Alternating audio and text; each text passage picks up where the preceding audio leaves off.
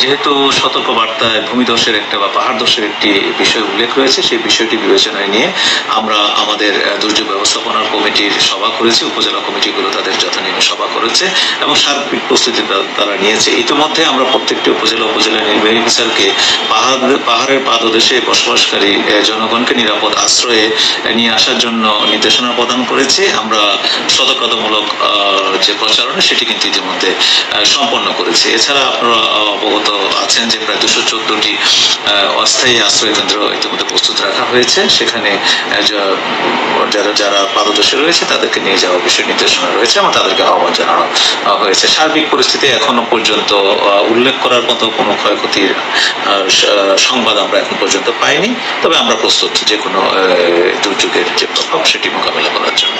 প্রত্যেকটি আইন শৃঙ্খলা বাহিনী এবং fire service, civil defence, red crescent এবং অন্যান্য যে ভলেন্টিয়ার সবাই কিন্তু প্রস্তুত আছে। সবাই আপনারাও দেখেছেন ইতিমধ্যে কিন্তু ব্যাপকভাবে সবাই কাজ করছে।